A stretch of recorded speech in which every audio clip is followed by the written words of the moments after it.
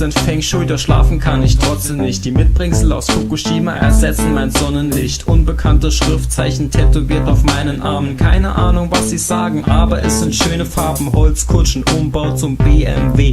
Sobald ich neue Bilder der Modelle sehe.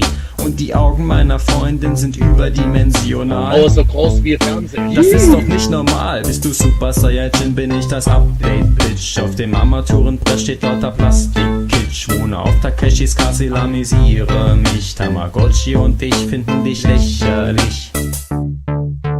Mein Tamagotchi, größte. Mein Tamagotchi, größte. Mein Tamagotchi, mein Tamagotchi,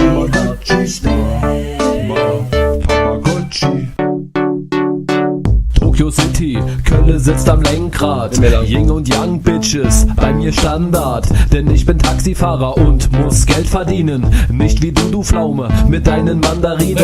Willkommen in der Welt von Hentai und Anime. Einer Welt voller Nutten, voll weißen Schnee.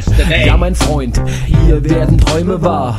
Gern erinnere ich mich, als ich ein Junge war. Mein Tamagotchi lag immer griffbereit. Wo ist Pikachu? Hemmungslos mit Glurak treibt. Mr. Christmas produziert die Beats, einfach weil wir ihn haben, den Fukushima Lifestyle. Mein Tamagotchi,